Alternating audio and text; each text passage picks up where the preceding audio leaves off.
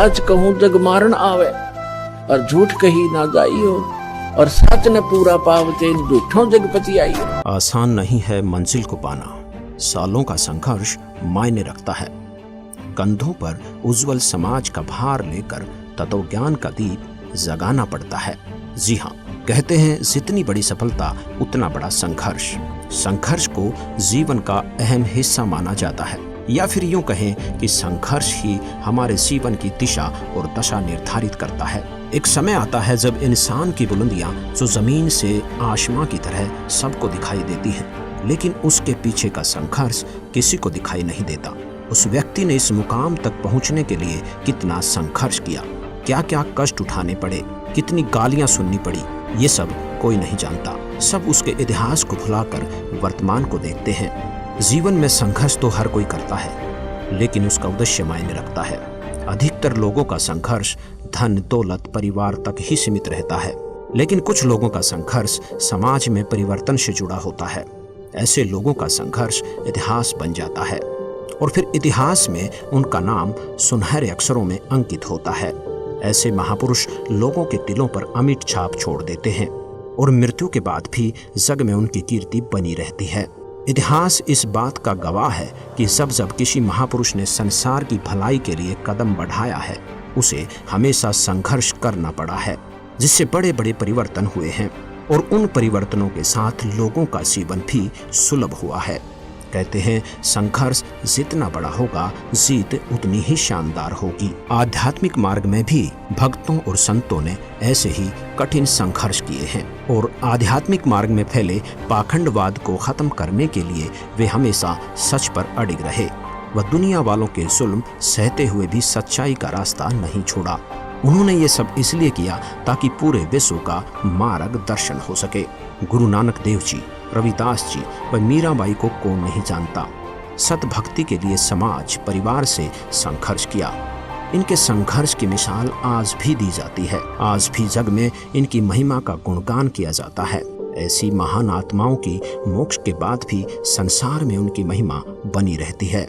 संघर्ष करने वाले महापुरुषों की कहानियां पढ़ते समय हमारे दिल और दिमाग में विचार आते हैं कि यदि इन महापुरुषों के समय में हम भी होते तो तन मन धन से संघर्ष में इनका साथ देते। परंतु ऐसा कहना आसान है, लेकिन वास्तव में किसी भी महापुरुष का संघर्ष में सहयोग करना और उसके संघर्ष और सच्चाई को सही ठहराना बहुत मुश्किल है। आइए आपको ऐसी ही एक अद्वितीय संघर्ष की कहानी से रूबरू करवाते हैं, जो वर्तमान के परिप्रेक्ष्य में अतुलनीय है और आने वाले समय में सुनहरे अक्षरों में लिखी जाने योग्य है। संघर्षपूर्ण जीवन जी रहे इस महापुरुष ने अपना जीवन जनता की भलाई के लिए ईश्वर को सौंप दिया। वर्तमान में ये महान संत सच्चाई की राह पर चलते हुए कठिन संघर्ष कर रहे हैं। वे सामाजिक व आध्यात्मिक मार्ग दोनों में ही संघर्ष कर रहे हैं, जिससे मानव समाज का भला भी होगा और मोक्ष भी। वो महान संत जगत गुरु तत्वदर्शी संत रामपाल जी महाराज हैं, जिन्होंने जनता के कल्याण के लिए अपना पूरा जीवन दांव पर लगा दिया। 8 सितंबर 1951 का वो शुभ दिन, जिस दिन संत रामपाल जी महाराज जी का जन्म गांव धनाना, जिला सोनीपत, हरियाणा में एक किसान परिवार में हुआ। बचपन से ही भगवान के प्रति अटूट आस्था होने के कारण हर छोटी बड़ी खुशी पर भगवान का शुक्रिया करना, पूजा करना उनकी दिनचर्या का एक अहम हिस्सा बन गया था। हनुमान जी के परम भक्त होने के नाते हर मंगलवार का व्रत रखते, सालासर बालाजी जाते और हनुमान चालीसा का पाठ भी किया करते थे। इंजीनियरिंग की पढ़ाई पूरी कर संत जी हरियाणा प्रांत में सिंचाई विभाग में जूनियर इंजीनियर की पोस्ट पर नियुक्त हुए, जहां पर 18 वर्ष कार्यरत रहे। फिर एक दिन अचानक संत रामपाल जी महाराज के जीवन को नया मार्गदर्शन, नई दिशा मिली, जब इनकी भेंट संत रामदेवानंद जी से हुई। उन्होंने 17 फरवरी सन 1988 फागुन मास की अमावस्या को रात्रि के समय परम पूज्य स्वामी रामदेवानंद जी से नाम दीक्षा प्राप्त की, जिसके बाद संत रामपाल जी स्वामी जी के सत्संग में ज्यादा से ज्यादा जाने लगे और उस तत्व ज्ञान का जिक्र लोगों से करने लगे। वह पुण्यात्माओं को गुरुदेव स्वामी रामदेवानंद जी के पास ले जाकर नाम दिलवाया करते, घर पर भी रहकर चर्चा किया करते थे। फिर एक दिन अचानक सन 1993 में परम पूज्य स्वामी रामदेवानंद जी ने सदगुरु संत रामपाल जी महाराज को सत्संग करने की आज्ञा दी। और फिर सन 1994 में नामदान की आज्ञा प्रदान की तथा आशीर्वाद दिया कि घबरा मत, मैं तेरे साथ रहूंगा और विश्व में आपके बराबर कोई संत नहीं होगा। अब जोड़ के साथ साथ प्रचार करना, घर घर जाकर पाठ प्रकाश करना ही संत रामपाल जी का नित्य कार्य हो गया। कुछ दिन बाद पाठ और सत्संगों की संख्या अधिक होने के कारण उन्होंने सन 1995 में जेई की पोस्ट से त्याग पत्र दे दिया, जो हरियाणा सरकार द्वारा 16 मई 2000 को पत्र क्रमांक 34923500 तिथि 16 मई 2000 के तहत स्वीकृत है। अपने घर परिवार को भगवान भरोसे छोड़कर संत रामपाल जी ने मानव कल्याण के उद्देश्य से मालिक की सेवा प्रारंभ कर दी। सन 1994 से 1998 तक संत रामपाल जी महाराज जी ने घर घर, गांव-गांव, नगर नगर में जाकर सत्संग किया। संत जी ने परमात्मा की वाणी को घर घर में पहुंचाने की शुरुआत की। इच्छुक भक्त आत्माओं के घर गरीबदास जी महाराज जी के ग्रंथ साहिब की स्थापना करते और पाठ प्रकाश करते। धीरे धीरे संत जी के बहु संख्या में अनुयायी हो गए और सन 1999 में गांव करोथा, जिला रोहतक, हरियाणा में सतलोक आश्रम की स्थापना की तथा 1 जून 1999 से 7 जून 1999 तक परमेश्वर कबीर जी के प्रकट दिवस पर 7 दिवसीय विशाल सत्संग का आयोजन करके आश्रम की शुरुआत की। वह महीने की प्रत्येक पूर्णिमा को 3 दिन का सत्संग प्रारंभ किया। सन 2003 में संत जी ने अखबारों व टीवी चैनलों के माध्यम से सत्य ज्ञान का प्रचार करना शुरू कर दिया और अन्य धर्मगुरुओं से भी शास्त्र विरुद्ध ज्ञान त्याग कर समाज को भ्रमित न करने व सत्य ज्ञान स्वीकार करने का आग्रह किया। परंतु नकली धर्मगुरुओं ने अपनी दुकानें बंद होती देख इस सत्य ज्ञान को स्वीकार करने की बजाय इसका विरोध करना शुरू कर दिया। जिसके बाद जहाँ भी जिस भी नगर में संत रामपाल जी सत्संग करने जाते, वहीं अन्य अज्ञानी धर्मगुरुओं के बहकावे में आकर लोग विरोध करने लगे और कुछ पुण्यात्माएं सत्य ज्ञान को स्वीकार भी करने लगे। संत रामपाल जी महाराज दिन रात सत्संग करते और पुस्तकें लिख लिख कर उनका प्रचार करते। उन्होंने सभी धर्मों के साथ साथ आर्य समाजियों के संस्थापक महर्षि दयानंद जी द्वारा लिखित पुस्तक सत्यार्थ प्रकाश के वेद विरुद्ध ज्ञान व असामाजिक तथ्यों की सच्चाई से भी सबको रूबरू करवाते हुए उसका खंडन किया, जिस कारण अपने अज्ञान का पर्दाफाश होने के भय से उन अज्ञानी संतों, महंतों व आचार्यों ने सतलोक आश्रम करोथा के आसपास के गांवों में संत रामपाल जी महाराज को बदनाम करने के लिए दुष्प्रचार करना प्रारंभ कर दिया तथा 12 जुलाई 2006 को आर्य समाज के तथाकथित धर्मगुरुओं ने सैकड़ों हजारों की संख्या में भीड़ को एकत्रित करके संत रामपाल जी को शान से मारने तथा आश्रम को नष्ट करने के उद्देश्य से सतलोक आश्रम करोथा पर हमला किया। पत्थर, पेट्रोल, बम और बंदूकों के माध्यम से उपद्रवियों ने आश्रम में उपस्थित श्रद्धालुओं को निशाना बनाने की कोशिश की। उपद्रवियों का उद्देश्य था कि संत रामपाल जी महाराज सतलोक आश्रम करोथा छोड़कर चले जाएं, अन्यथा आश्रम को ध्वस्त कर देंगे। आर्य समाजी धर्मगुरु यह चाहते थे कि ऐसा सत्संग यहाँ पर नहीं होने देंगे, क्योंकि उनकी दुकानें बंद हो रही थी, सच्चाई समाज के सामने आ रही थी। पुलिस ने उपद्रवियों को रोकने की कोशिश की, जिस कारण कुछ उपद्रवी चोटिल हो गए। इस मुठभेड़ में उन्हीं की गोली से एक व्यक्ति की मौत हो गई, जिसका झूठा केस संत रामपाल जी महाराज पर बना दिया गया और सतलोक आश्रम करोथा को सरकार ने अपने अधीन कर लिया तथा संत रामपाल जी महाराज व कुछ अनुयायियों पर झूठा केस बनाकर उन्हें जेल में डाल दिया। मानव कल्याण और विश्व में शांति के अद्भुत भक्ति मार्ग को रोकने के लिए सच्चाई को दबा दिया गया, परंतु वो शायद ये भूल गए कि सच्चाई को कुछ दिन दबाया जा सकता है पर मिटाया नहीं जा सकता। सच तो सामने आकर ही रहता है। संत जी के जेल जाने के बाद भी ज्ञान नहीं रुका, बल्कि पहले से ज्यादा तेजी से फैलने लगा।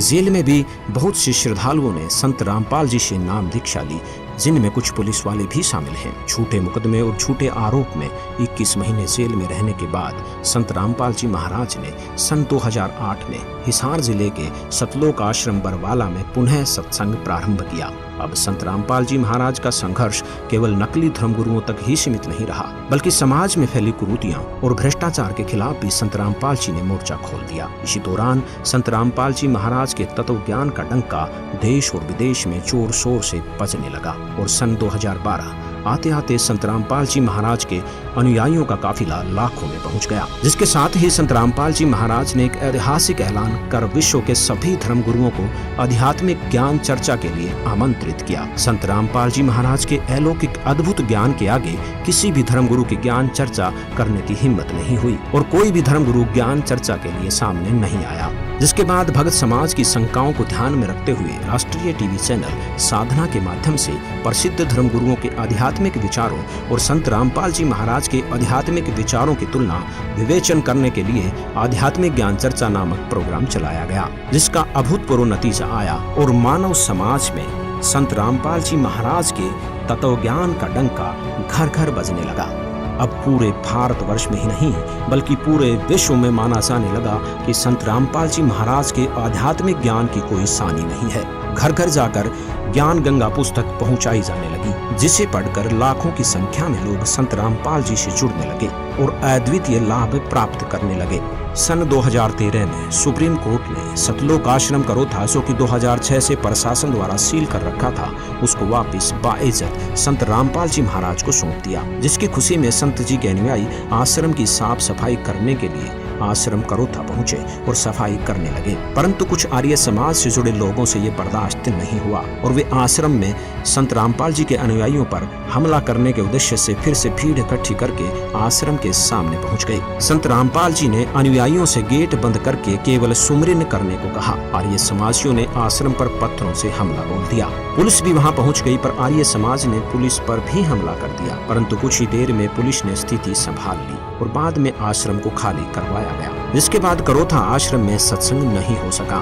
बरवाला आश्रम में सत्संग प्रचार प्रसार चलता रहा और देखते ही देखते संगत बहुत अधिक बढ़ने लगी। कबीर साहिब जी के प्रकट दिवस पर आश्रम में पैर रखने की भी जगह नहीं थी और संतों की लीला को कोई नहीं समझ सकता। परमात्मा के तत्वज्ञान का प्रचार तीव्र गति से बढ़ाने के लिए संत जी को कठिन संघर्ष करना पड़ रहा है। नवंबर 2014 में हुए बरवाला कांड को तो हर कोई जानता है। तकरीबन 4 घंटे चले उस घमासान और उपद्रव को देखकर मानवता शर्मसार हो गई। अचरज की बात तो यह है कि इस उपद्रव में 6 लोगों की मौत हो गई, जिसका आरोप भी संत रामपाल जी महाराज के सिर पर मंड दिया गया। संत रामपाल जी महाराज व उनके अनुयायियों पर झूठे केस लगाए गए, जिसका उनके पास कोई सबूत नहीं था। उनके जेल जाने के बाद भी तत्वज्ञान रुका नहीं, बल्कि पहले से 10 गुना तेजी से विश्व में फैल रहा है। सच की राह पर चलने वाले हर महापुरुष को कठिन से कठिन संघर्ष करना पड़ा है, फिर चाहे वे स्वयं परमेश्वर कबीर साहिब जी ही क्यों न हो, जिन्हें सत्य आध्यात्मिक ज्ञान का प्रचार करने के जुर्म में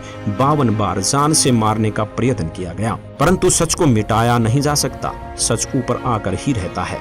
संत रामपाल जी महाराज ने केवल आध्यात्मिक मार्ग में ही संघर्ष नहीं किया, बल्कि सामाजिक कुरीतियों के खिलाफ भी आवाज उठाई। दहेज प्रथा, नशे जैसी कुरीतियों को जड़ से खत्म करने के लिए ये मिशन चलाया तथा विश्व को दहेज मुक्त, नशा मुक्त व दुराचार मुक्त बनाने का बीड़ा उठाया। आज उसका नतीजा भी देखने को मिल रहा है। संत रामपाल जी महाराज जी के जितने भी अनुयायी हैं, वो किसी भी प्रकार का नशा नहीं करते, मांस नहीं खाते, जुआ नहीं खेलते, सट्टेबाजी न दहेज लेते हैं न देते हैं, गाना बजाना, नाचना, ये सब संत रामपाल जी के अनुयायी नहीं करते, जिससे संत रामपाल जी महाराज जी द्वारा एक स्वच्छ समाज तैयार किया जा रहा है। संत रामपाल जी ने एक उदाहरण से स्पष्ट कर दिया कि जिस प्रकार रेल को रोकने के लिए एक अंधा गधा पटरी के बीच में खड़ा हो जाता है, अपनी पिछली दोनों टांगे उठाकर मारता है, उसे रेल नहीं रुकती और वो गधा मर जाता है। इसी प्रकार जो इस तत्व ज्ञान को रोकने का प्रयास करेगा, वो अंधे गधे के समान होगा, जो अपना ही नाश करवा बैठेगा। आज संत रामपाल जी महाराज जी का सच्चा ज्ञान आसमान छू रहा है और दिन प्रतिदिन उनका ये तत्व ज्ञान विश्व में बहुत तेजी से फैल रहा है, जिसे रोकना मुश्किल ही नहीं नामुमकिन है। आज उनका संघर्ष फल रहा है और विश्व भर के लोग उनसे जुड़ रहे हैं तथा उनका मानव समाज के कल्याण का मिशन सफल हो रहा है। आज कबीर परमेश्वर की असीम दया से विश्व में 500 से अधिक नाम दीक्षा केंद्रों पर संत रामपाल जी महाराज से नाम दीक्षा ग्रहण करने की सुविधा उपलब्ध है। इसलिए पूरे विश्व के भाई बहनों से हमारा आग्रह है कि संत रामपाल जी द्वारा दिए गए तत्व ज्ञान को ध्यान पूर्वक सुने, समझे और उनसे नाम दीक्षा लेकर अपना मानव जीवन सफल बनाएं। सत साहिब।